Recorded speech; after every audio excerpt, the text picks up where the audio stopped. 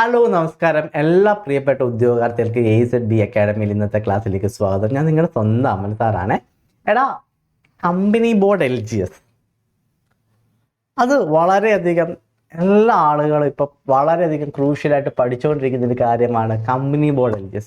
ഈ company board LGSൻ്റെ cut off അറിഞ്ഞിട്ട് നമുക്ക് പഠനം തുടങ്ങാം. എന്തുകൊണ്ട് സാർ ഇന്ന് കട്ട് ഓഫ് അറിഞ്ഞിട്ട് പഠനം തുടങ്ങണം എന്ന് പറയാൻ കാരണം, ഇത് ഡിഗ്രിക്കാർക്കും കൂടെ അപ്ലൈ ചെയ്യാൻ പറ്റുന്ന ഒരു പരീക്ഷയാണ് കമ്പനി ബോർഡ് LGS എന്ന് പറയുന്നത്. അപ്പോൾ അവിടെ ഉണ്ടാകുന്ന കോമ്പറ്റീഷൻ വളരെയധികം കൂടുതലായിരിക്കും. നിങ്ങൾ പറയുന്നത് ഒരുപാട് ആളുകൾക്ക് നിയമനം കിട്ടിയിട്ടുള്ള ഒരു പരീക്ഷയാണ് കമ്പനി ബോർഡ് LGS എന്ന് പറയുന്നത്. സത്യമാണ്, ഒരുപാട് ആളുകൾക്ക് ഒരു ഷോർട്ടർ പീരീഡ് ഓഫ് ടൈമിൽ ഏറ്റവും കൂടുതൽ ആളുകൾക്ക് നിയമനം കിട്ടിയിട്ടുള്ള ഒരു തസ്തിക തന്നെയാണ് കമ്പനി ബോർഡ് LGS. ഏറ്റവും കൂടുതൽ ആളുകൾ പട്ടികയിൽ ഉൾപ്പെട്ടിട്ടുള്ള ഒരു ലിസ്റ്റ് തന്നെയാണ് company board LGS. State wide ഒരു പരീക്ഷയിൽ ഇത്രമാത്രം ആളുകൾ നിയമനം നടന്നിട്ടുള്ള ഒരു പോസ്റ്റ് വേറെയില്ല. അത് കമ്പനി ബോർഡ് LGS തന്നെയാണ്. Company board LGS company board അസിസ്റ്റൻറ്റുമാണ്. അപ്പോൾ ഈ കമ്പനി ബോർഡ് LGSൽ നിങ്ങൾ വിചാരിക്കുന്ന പോലെ അത്ര എളുപ്പമായിരിക്കും. പരീക്ഷ ചിലപ്പോൾ എളുപ്പമായിരിക്കാം, പക്ഷെ കട്ട് ഓഫ് എന്ന് പറയുന്നൊരു കാര്യം അത് ചെറുതല്ല. നിങ്ങൾ മനസ്സിലാക്കേണ്ട ഒരു കാര്യമാണ്, ആ കട്ട് ഓഫ് ചെറുതല്ല. ആ കട്ട് ഓഫ് നിങ്ങൾ മറികടക്കുക എന്നുള്ളതാണ് കമ്പനി ബോർഡ് LGS പരീക്ഷയുടെ ഏറ്റവും വലിയൊരു കാര്യം. മുൻകാലങ്ങളിൽ ഇത് പ്രിലിംസും മെയിൻസായിട്ടൊക്കെയാണ് നടന്നിട്ടുള്ളത്. ഒരുപക്ഷെ കഴിഞ്ഞ LGS പരീക്ഷ നിങ്ങൾ നോക്കിക്കഴിഞ്ഞാൽ അവിടെ ഒരു പ്രിലിംസ് ഒന്നും വന്നിട്ടില്ല, മെയിൻ എക്സാം മാത്രമേ ഉള്ളൂ. അപ്പോൾ ഇവിടെ നമുക്ക് ഒരു മെയിൻ എക്സാം തന്നെ പ്രതീക്ഷിക്കാം. മെയിൻ എക്സാം തന്നെ പ്രതീക്ഷിച്ച് കഴിഞ്ഞ് കഴിഞ്ഞാൽ നിങ്ങളൊന്ന് ആലോചിച്ച് നോക്കുക, ഈ നിലവിൽ കഴിഞ്ഞ വർഷത്തെ ആ ഒരു കട്ട് ഓഫിനേക്കാളും ഒരുപക്ഷെ ഉയർന്നൊരു കട്ട് ഓഫ് ആയിരിക്കാം നമുക്ക് പ്രതീക്ഷിക്കേണ്ടി വരുന്നത്.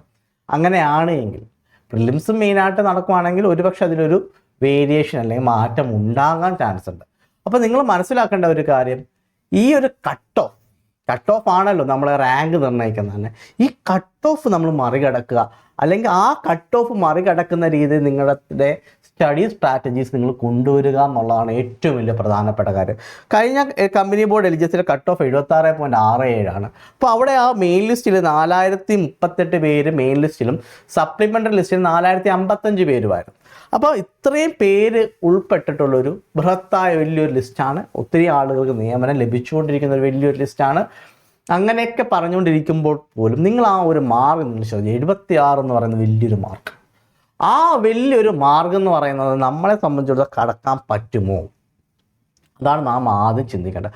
ആ വലിയൊരു കട്ട് ഓഫ്, ആ ഒരു വലിയ കട്ട് ഓഫ് നാം മറികടന്ന് കഴിഞ്ഞു കഴിഞ്ഞാൽ മാത്രമേ കമ്പനി ബോർഡ് LGS എന്ന് പറയുന്ന വലിയൊരു പോസ്റ്റിലേക്ക് നമുക്ക് എത്താൻ സാധിക്കത്തുള്ളൂ.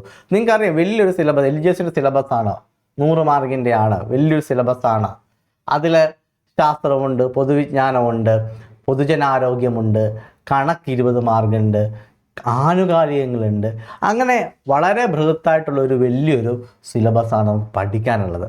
അപ്പം ആ ഒരു സിലബസ് നമ്മൾ മനസ്സിലാക്കിയ ശേഷം ചോദ്യങ്ങളുടെ പാറ്റേണിൽ ഒരുപക്ഷെ വ്യത്യാസം വരാം. കമ്പനി ബോർഡ് LGS അല്ലെ ഒരുപാട് ആളുകൾ പരീക്ഷ എഴുതുന്നതാണ്, അതുപോലെ ഡിഗ്രിക്കാർക്ക് എഴുതാൻ പറ്റുന്നതാണ്. ചിലപ്പം പാറ്റേണിൽ വലിയൊരു വ്യത്യാസം ഉണ്ടാകാം. ഒരുപക്ഷെ നല്ലൊരു വ്യത്യാസം തന്നെ പാറ്റേണിൽ ഉണ്ടാകും. ആ പാറ്റേണിൽ ഉണ്ടാകുന്നൊരു വ്യത്യാസം ഈ 76 എന്ന് പറയുന്ന കട്ട് ഓഫ് ഒരു പക്ഷേ അത് 80 82 ഈ വർഷം പരീക്ഷ വരുമ്പോൾ മാറാൻ ചാൻസ് ഉണ്ട്. നിങ്ങൾക്കറിയാം, വലിയൊരു സീരീസ് ഓഫ് എക്സാം കഴിഞ്ഞിട്ടാണ് അടുത്ത കമ്പനി ബോർഡ് LGSലേക്ക് വരുന്നത്. പ്രിപ്പയർ ആയിട്ടുള്ള ഉദ്യോഗാർത്ഥികളെ സംബന്ധിച്ചിടത്തോളം അവർക്ക് ഇനി ഒരു റിവിഷൻ ആയിരിക്കും ഒരുപക്ഷെ കമ്പനി ബോർഡ് LGSലേക്ക് വേണ്ടി വരുന്നത്. അപ്പോൾ ഒന്നും പ്രിപ്പയർ ആകാത്ത ആളുകൾക്ക് ആദ്യമായിട്ട് പഠിക്കേണ്ടി വരുന്നുണ്ട്. പ്രിപ്പയർ ആയിട്ടുള്ള ഒരു ഉദ്യോഗാർത്ഥിയെ സംബന്ധിച്ചുള്ള അവന് റിവിഷനാണ് പ്രോപ്പറായിട്ട് വരേണ്ടത്. അതായത് ഒരു ആമയും മുയലും കളി തന്നെയാണ്. ഒരുപക്ഷെ ഇതുവരെ ഒന്നും പഠിക്കാതിരിക്കുന്ന ഒരാൾ ആമയും പഠിച്ചുകൊണ്ടിരുന്ന ആൾ ഒരുപക്ഷെ മുയലുമായിരിക്കാം. പക്ഷേ ഈ ആമകൾക്കും അവസരമുണ്ട്. ആമ ഇങ്ങനെ പെയ്യെ പോയി കഴിഞ്ഞാൽ ശരിയും ഈ മുയൽ ഉറങ്ങിപ്പോയി കഴിഞ്ഞ് കഴിഞ്ഞാൽ ഈ ആമയ്ക്ക് മുന്നിൽ ചെല്ലാൻ പറ്റും. പക്ഷേ ഈ മുയലുകൾ ഉറങ്ങാതിരിക്കേണ്ടതും ആമ അതിൻ്റെ വേഗത കൂട്ടേണ്ടതുമായിട്ടുള്ള സമയം തന്നെയാണ് ഈ നോട്ടിഫിക്കേഷൻ വരുന്നതിന് മുമ്പുള്ള ഒരു സമയം. നമുക്കറിയാം, ഈ വർഷം അവസാനത്തോടുകൂടി കമ്പനി ബോർഡ് LGSൻ്റെ നോട്ടിഫിക്കേഷൻ വരും. ഈ വർഷം അവസാനത്തോടുകൂടി കമ്പനി ബോർഡ് LGSൻ്റെ നോട്ടിഫിക്കേഷൻ വന്നു കഴിഞ്ഞ് കഴിഞ്ഞാൽ ശരി, നോട്ടിഫിക്കേഷൻ വന്നു എന്നോട്ടങ്ങ് പഠിച്ചു തുടങ്ങാം സാർ എന്ന് പറഞ്ഞ് ആരും ഇരിക്കരുത്. നോട്ടിഫിക്കേഷൻ ചിലർ പഠിക്കുന്നത് എപ്പോഴാണെന്നറിയാമോ? കൺഫർമേഷൻ കൊടുത്ത ശേഷമായിരിക്കും പഠിക്കാനിരിക്കുന്നത്. അവരൊക്കെ സംബന്ധിച്ചിടത്തോളം ഈ സ്കോറ് കടക്കുക എന്നുള്ളത് വലിയൊരു പാട് തന്നെയായിരിക്കും, ഭയങ്കര പ്രയാസം തന്നെ. പക്ഷേ സ്വപ്നം കമ്പനി ബോർഡ് LGS തന്നെയായിരിക്കും. ഇല്ലേ? അപ്പം സ്വപ്നം നിങ്ങൾ കമ്പനി ബോർഡ് എൽജിഎസ് എത്രയും പെട്ടെന്നൊരു ജോലി എന്നുള്ളതാണ് നിങ്ങളുടെ സ്വപ്നമെങ്കിൽ എത്രയും പെട്ടെന്ന് നിങ്ങൾ പഠനം തുടങ്ങുക എന്നുള്ളത് മാത്രമേ നമുക്ക് പറയാനുള്ളൂ. അപ്പോൾ അതിനുവേണ്ടി AIZB നിങ്ങൾക്ക് വേണ്ടി ഒരു എക്സ്ക്ലൂസീവ് ഒരു കോഴ്സ് സ്റ്റാർട്ട് ചെയ്തിട്ട് ഏതൊക്കെ പരീക്ഷ 3 പരീക്ഷയ്ക്ക് വേണ്ടിയിട്ടാണ്.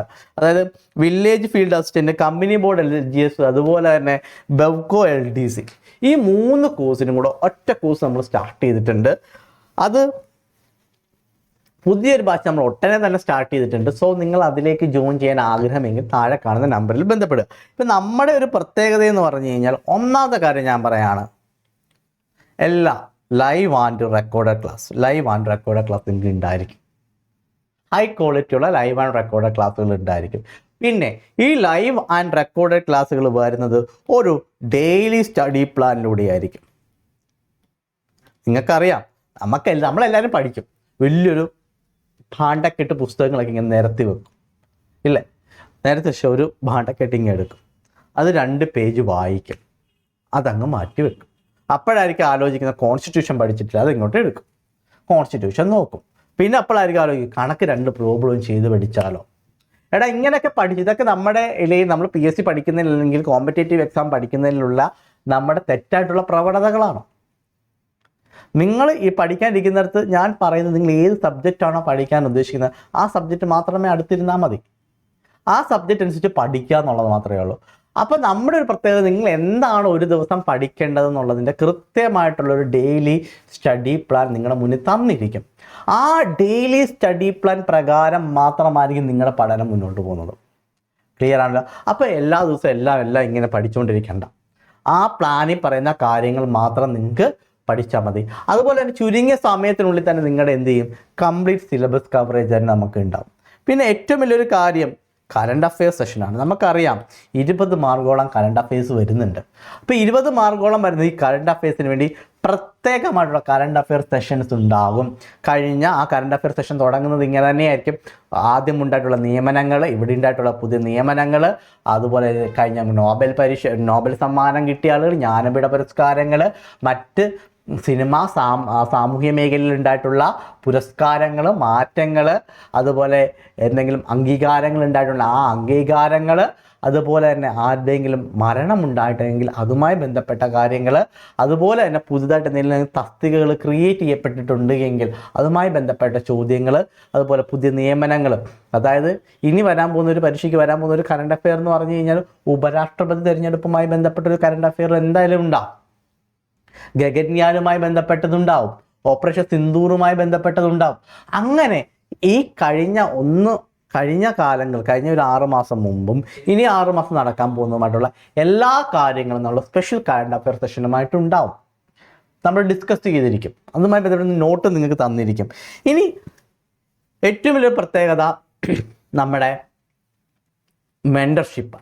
നിങ്ങൾ ഈ പഠിച്ചുകൊണ്ടിരിക്കുന്ന സമയത്ത് നിങ്ങൾ പ്രോപ്പറായിട്ട് എന്തുണ്ടാവും, മെൻറ്റർഷിപ്പ് ഗൈഡൻസ് ഉണ്ടാവും, ഡെയിലി സ്റ്റഡി പ്ലാൻ ഉണ്ടാവും, മെൻറ്റർഷിപ്പ് ഗൈഡൻസ് ഉണ്ടാവും. അങ്ങനെയുള്ള കാര്യങ്ങൾ മാത്രം, അതെല്ലാം പ്രത്യേകമായിട്ട്. പിന്നെ നിങ്ങൾ പരീക്ഷയ്ക്ക് വേണ്ടി പരിശ്രമിക്കുമ്പം ഒരു ചുറ്റുപാടുള്ള ഒരുപാട് ആളുകളുണ്ട്, ഇല്ലേ? നീ എന്തിനാ പഠിക്കുന്നത്? ചിലപ്പം തുടങ്ങിയതായിരിക്കും, ഇപ്പം പഠനം തുടങ്ങി 10-20 വയസ്സുള്ള കുട്ടികൾ ഇങ്ങനെ പഠനം തുടങ്ങും. നിനക്കൊന്നും വേറെ പണിയില്ലേ ഇപ്പോഴിരുന്ന് പഠിക്കാൻ എന്ന് പറഞ്ഞ് നിങ്ങൾ ഡീമോട്ടിവേറ്റ് ചെയ്യുന്ന ആളുകളുണ്ടാവും. നിങ്ങളുടെ പ്രായം കഴിഞ്ഞ ഒരാളുകളാണെങ്കിൽ അവരോട് പറയുന്നൊരു കാര്യമാണ്, നിനക്ക് ഇത്രയും നാളും ഇതിനു വേണ്ടി പരിശ്രമിച്ചത് പോരെ. എടാ മക്കളെ, പരിശ്രമിച്ചാൽ മാത്രമേ വിജയം ഉണ്ടാകത്തുള്ളൂ. പരിശ്രമിക്കാത്ത പക്ഷം നിങ്ങൾക്ക് വിജയം ഉണ്ടാവും നിങ്ങൾ ആരും പ്രതീക്ഷിക്കേണ്ട. ഒരുപക്ഷെ ആദ്യത്തെ 2-3 തവണ നിങ്ങളുടെ പരിശ്രമങ്ങൾക്ക് ഉണ്ടായിട്ടുള്ളൊരു പാളിച്ചകളായിരിക്കും ഒരുപക്ഷെ നിങ്ങൾ കഴിഞ്ഞ ലിസ്റ്റുകളിലൊക്കെ താഴേക്ക് പോയിട്ടുള്ളത്.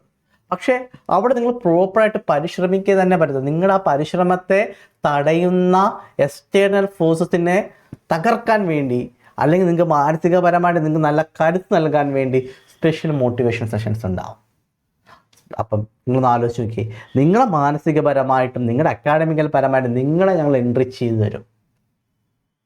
അത്തരത്തിലുള്ളൊരു കോഴ്സുകളാണ് നമ്മൾ പ്ലാൻ ചെയ്തിട്ടുള്ളത്. അങ്ങനെ നിങ്ങൾ ഈ ഒരു വെടിക്ക് 3 പക്ഷിയാണ്. ബെവ്കോ LDC, അതുപോലെ തന്നെ company board LGS, village field assistant, ഈ 3 പോസ്റ്റുകളിലേക്കാണ് എക്സാം നടക്കുന്നത്, അല്ലെങ്കിൽ എക്സാം നടക്കാൻ പോകുന്നത്. അപ്പോൾ ഇതിൽ കമ്പനി ബോർഡ് LGS നിങ്ങൾക്ക് പ്രോപ്പറായിട്ട് നിങ്ങൾ നോക്കുന്ന ഒരാളാണ് എങ്കിൽ കൃത്യമായി, അല്ലെങ്കിൽ ഇത് 3 നിങ്ങൾ ഇനി നോക്കാൻ പോകുന്ന ഒരു പരീക്ഷകളാണ്, 10th ലെവൽ പരീക്ഷകളാണ്, ഈ 3 പരീക്ഷകൾ നിങ്ങൾ നോക്കുന്നുണ്ട് എങ്കിൽ നിങ്ങൾ എന്ത് ചെയ്യുക, ഇന്ന് തന്നെ നമ്മുടെ ടീമിൽ ബന്ധപ്പെടുക. നിങ്ങൾക്ക് നിങ്ങളെ ഒരു ജോലിയിലേക്ക് എത്തിക്കാൻ ഞങ്ങളുടെ ടീം സന്നദ്ധമായിട്ട് തന്നെ ഉണ്ട് മക്കളെ. അപ്പം ഒന്നുകൊണ്ട് നിങ്ങൾ പേടിക്കേണ്ട, ടീം സന്നദ്ധമാണ്. ആവനാഴി ഞങ്ങൾ അമ്പ് റെഡിയാക്കി തന്നെ നിൽക്കുകയാണ്. നിങ്ങളെ യോദ്ധാക്കന്മാരാക്കി നിങ്ങളുടെ വിജയത്തിന് വേണ്ടി പടക്കളവും ഒരുങ്ങിയിരിക്കുകയാണ്. നിങ്ങളിങ്ങ് വന്നാൽ മാത്രം മതി.